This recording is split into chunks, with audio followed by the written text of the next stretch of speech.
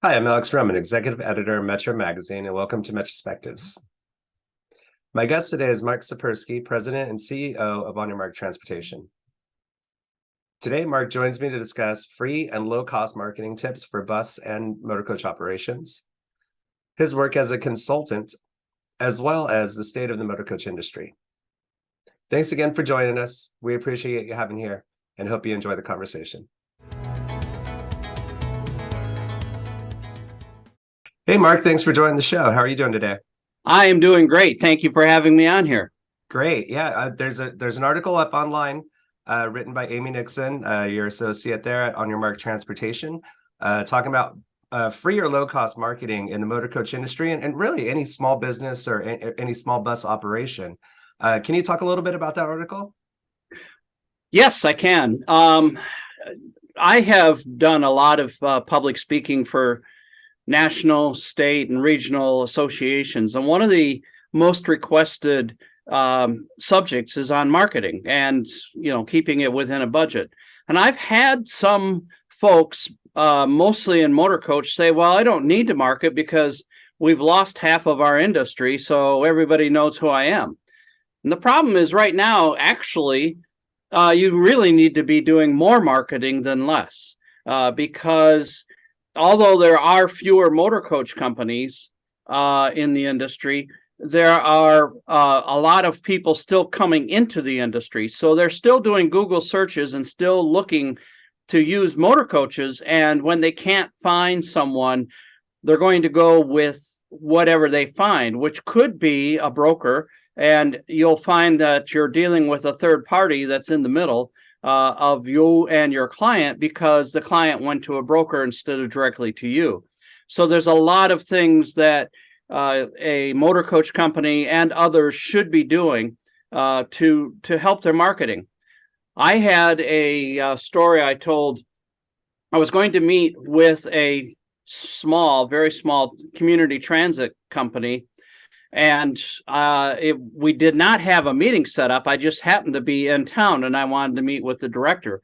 I had no idea where the director was, but I thought all I have to do is find one of their little buses and I'll call and find the directions. Well, I found one of the little transit buses, and as I got behind it, I figured out that there was no identification on the back of that little community transit bus to tell me a phone number or a website that I could call to make my appointment.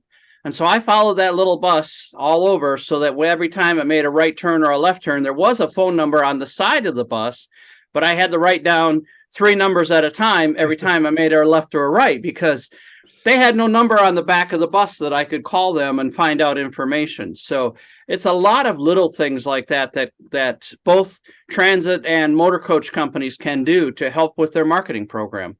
Right. And that's just a basic tip. I mean, do you want to talk about some of the other tips discussed in the article? Because I think they're great. They're free. In most cases, they're low cost or I mean, we're talking minimal cost, right? Minimal cost. One of the big ones, very minimal cost, is that I'm also surprised the number of companies and transit organizations, when you go to their website, they do not have a secure website yet. So the way you find that out, and this is one of the things, there's been a lot of transit directors and company owners who haven't been to their own websites in quite a while. They need to go to their website, just to go to their website anyway, and look at that address bar up at the top. If it says HTTP ... then their website is not secure. It really needs to say HTTPS. The S is the security, and there's going to be a little lock on there that shows that it's a secure website. If you don't have that, when people come to your website, especially for the first time, a lot of the browsers are going to pop up a message that says, "This may not be a secure website. Are you sure you want to go here?" And a lot of people who are not positive about websites or not positive about the organization may go away not knowing what they're looking at. So I always tell people that is very minimal, to make sure that your website is a secure website, and get that done. From there, of course, there's just a myriad of things that folks can do that is low cost or no cost types of marketing. Yeah. And can you talk about your experience out in the field talking to operations? I mean, it seems a lot of them haven't broken out of, placing the yellow page ad and leaving at that. In most cases, as long as I've been in the industry, I know that's been a big thing to push to get people off of the yellow pages. But can you talk about like what you see and what the kind of feedback you get when you go into an operation? Yes.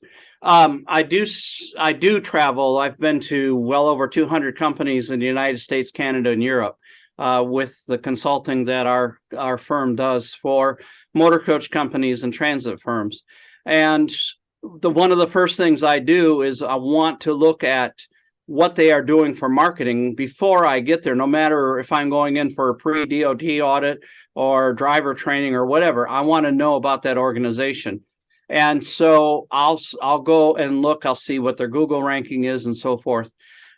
You're right. There are a lot of people who are still concerned about yellow page ads, and I cannot find a Facebook post, or an Instagram post anywhere. Or more, probably even more detrimental is the fact that they do have some Facebook posts, but the last time they posted on Instagram or Facebook or LinkedIn, it's been 6 months, which when you don't post regularly on your Facebook page, which is free, when you're not posting regularly, it's almost worse than not having a Facebook page at all, because people look at it and one, they question if you're in business because you haven't posted, or two, they wonder how active you are and what's going on with your organization that you can't slip a post in there once in a while.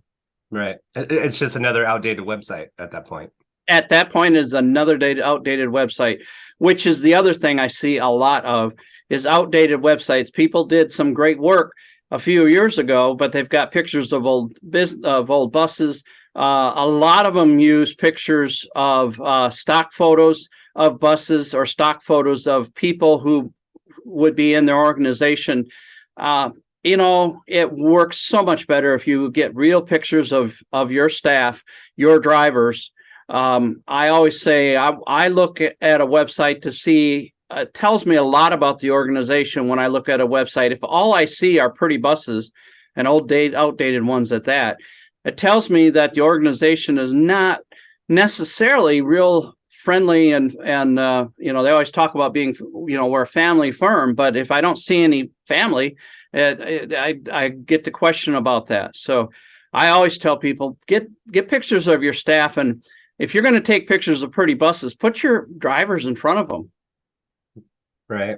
And you talked about it a little at the top, kind of the need for motor coach marketing or the thoughts of operators feeling they don't need to use marketing, post COVID, they're maybe the only game in town or something like that.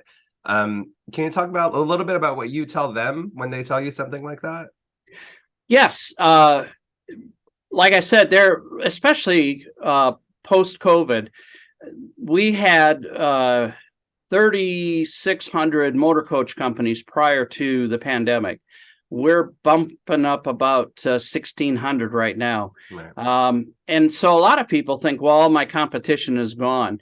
But the problem is all those folks that rode with your competition rode with them, and some of them are probably pretty loyal and may not know who else in the community was in business when they were riding with your competition.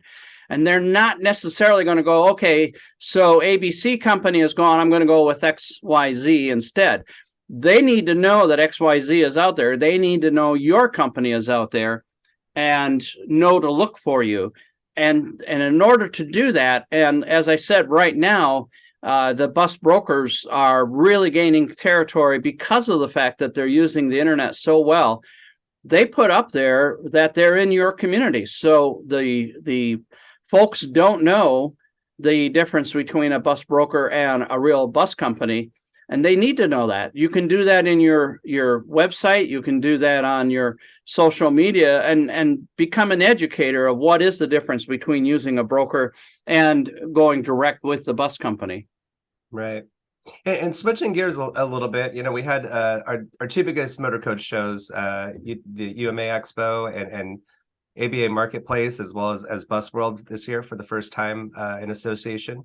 Can you talk a little bit about what you saw at the shows? What you heard in the aisles and what you heard in the sessions?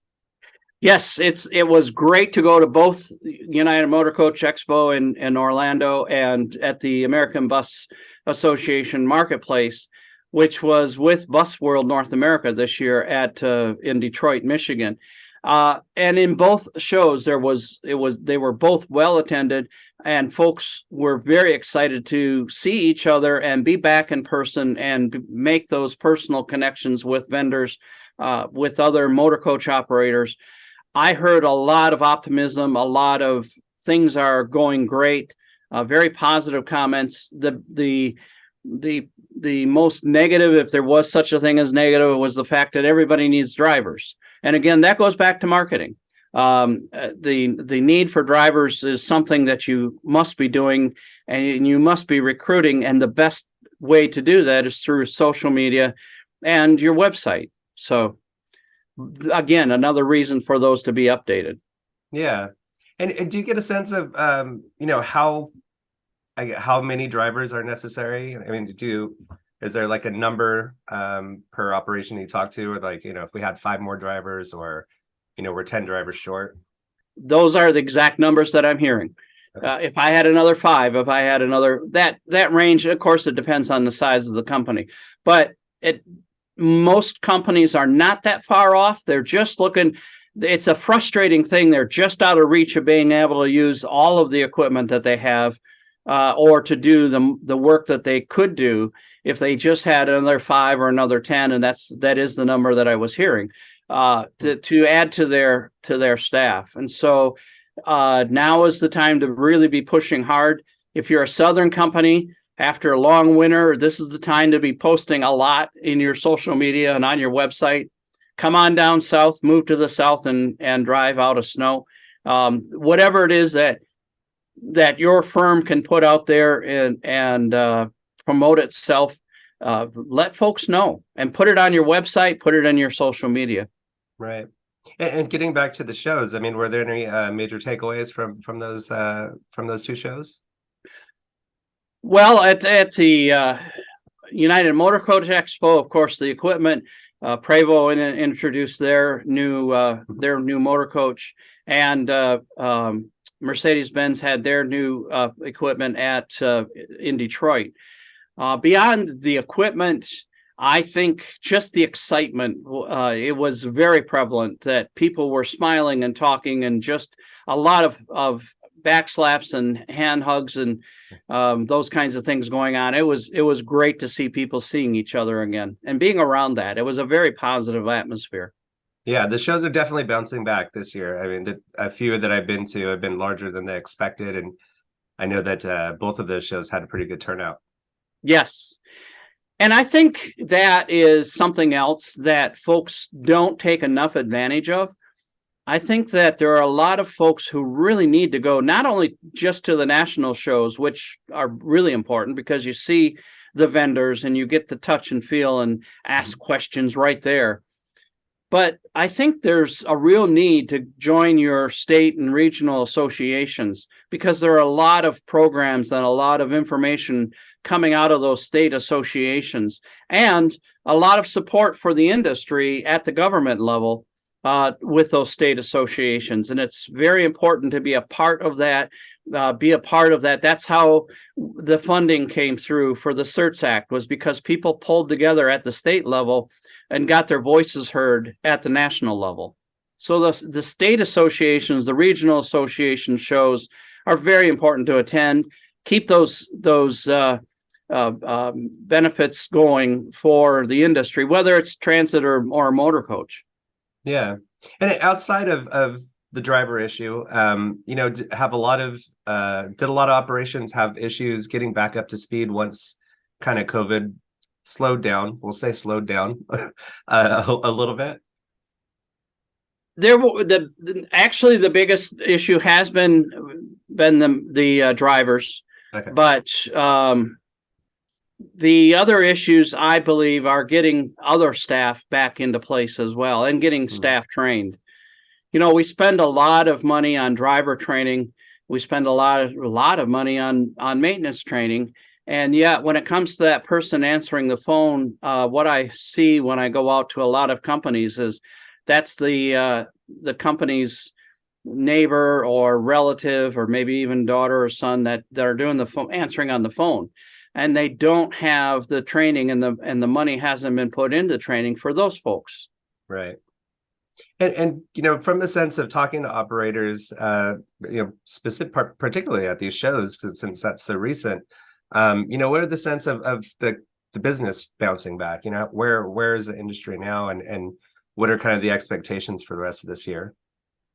I'm hearing a lot of folks are looking at new equipment. There was a lot of tire kicking going on. I was impressed with the number of people that said they were going to purchase a new coach this year, or maybe multiple new coaches, and very optimistic about the year and the way things are coming back, because of the fact that there are fewer companies, and people have to bring back their business so that they can keep up with what's out there.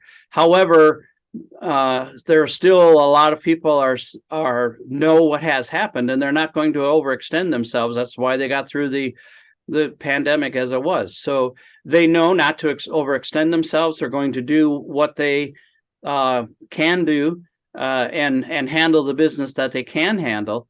But they know not to overextend themselves and have a lot of equipment that ends up sitting around in the slow time. So they're in a good spot right now, and that just means that, again, they really need to train the consumer to be looking further out for coaches or equipment, or for service further ahead of time, rather than saying, well, I'm going to charter a bus this weekend, for example. Right, because there's fewer operations out there. Yes, yeah. And I'm hearing a lot of that people are saying, man, I'm already sold out this spring, and people are asking about why my prices went so high, and it's because they had to increase price because of drivers and because of insurance and so many other cost increases of making it through the pandemic, and not having the government help that the airlines and everybody else got. These folks are just trying to claw their way back and be the success that they can be. And so they're not going to overextend, not going to have too many pieces of equipment, and they are going to, service those that can, who do call early and make their appointments early. Yeah, and I talked to a lot of transit officials, and as far as ridership goes, I think a lot of people don't necessarily expect 100% or even more of a bounce back. What's the sense of what the motor coach operations are looking at? Are they looking at business coming back as usual, or they think it's going to be less business, but maybe higher volumes as far as dollars go for them? What I'm hearing from the charter operators is that business is going to be strong, and the charter operators are coming back strong. Okay. Groups are traveling and going places. The student groups are coming back. Things are looking very positive. Those in the scheduled service industry are still not back to where they were, and they don't expect to be back necessarily this year, but they do see ridership increasing all the time. And I hear of the scheduled route folks doing things. That industry, scheduled route service, is going through a lot of changes right now. And so that's going to be changing as far as schedules and connections and working with other companies and Interline and all those kinds of things. Right. I think that's a conversation for another day. Yes, it is. That could be a whole nother discussion just in itself. Right. And so, what do you think that the industry learned from COVID? I mean, from being, essentially shut down for more than a year. What is the thoughts when they're bouncing back? Are they looking into, new business models? Are they realize the importance of kind of expanding into other markets that they weren't into? What sort of things are you seeing? I have been getting a number of calls about scheduled service because of the fact that during the pandemic, the government, with the 5311F program that pays for rural service, kept those motor coaches running during that time to keep service going through the rural area. So I've got people calling now saying, you've been talking to me about scheduled service for a long time, and I think I'm ready to look at that. I've got some folks that are looking at possibly doing school bus service privatized, where schools are having the same driver issue, and so schools are privatizing their school buses. Then I've got some owners coming to me saying, okay, tell me more about this school bus service. And where I'm really finding an interest is from the luxury travel industry, because of the fact that a number of limousine owners worked with motor coach companies to handle the motor coach service, and those companies are no longer there. I'm finding that there are a number of luxury transportation owners who are getting into the motor coach side to have that full-size motor coach to add on to their black car service or their SUV service. Great. Well, Mark, I appreciate your time. I think there's a lot to talk about, and as you mentioned, there's a lot down the road. So hope to have you back soon. I would love to come back, and thank you for what you do for our industry. We really appreciate it. Oh, that's nice. Thank you, Mark. I appreciate that.